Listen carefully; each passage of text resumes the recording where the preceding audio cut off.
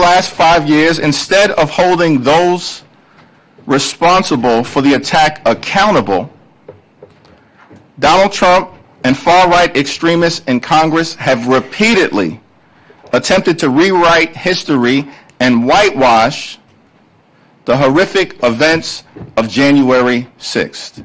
The January 6th violent attack on the Capitol that took place 5 years ago today was shameful then, it is shameful now, and it will be shameful always and forever.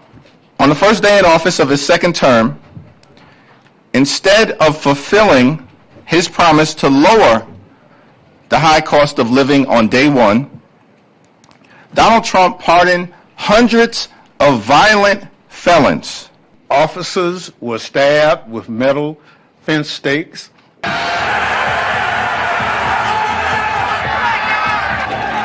And bludgeoned with flagpoles. I was invited here by the president! They were crushed in doorways until their ribs were broken.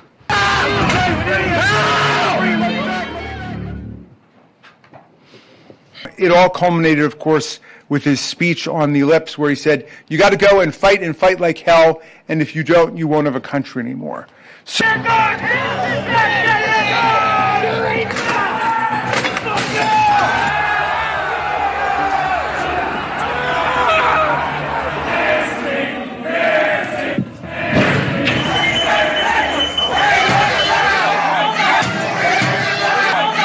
We cannot have this without war munitions or war manpower. There's a fact that we lost the line. We've lost the line. All I can need, get back. 1033. I repeat, 1033. Here's from the Capitol. We've been flanked and we've lost the line.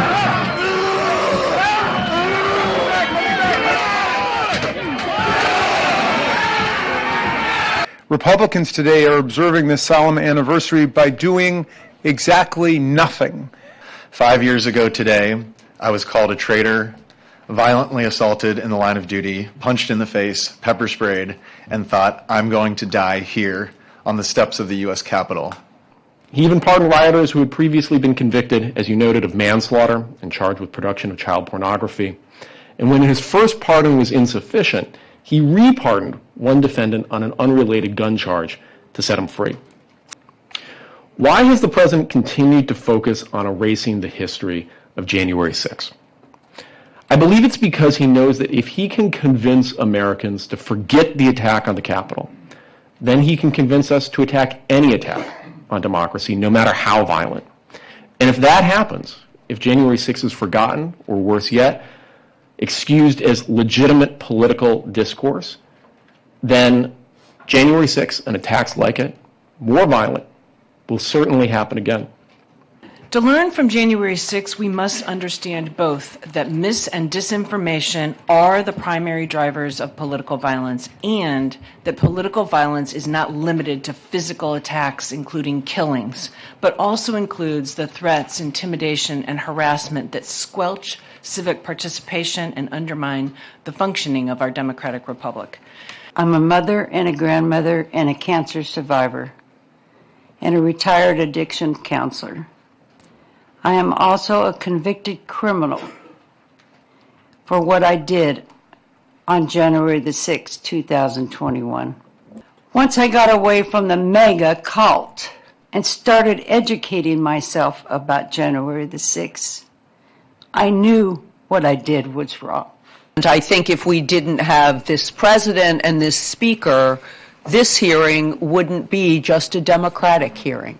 We would be remembering together the collective trauma that this country has gone through. I think it's important that we see January 6th for what it is, an illegal effort to overturn the Constitution so Trump could have unlimited power.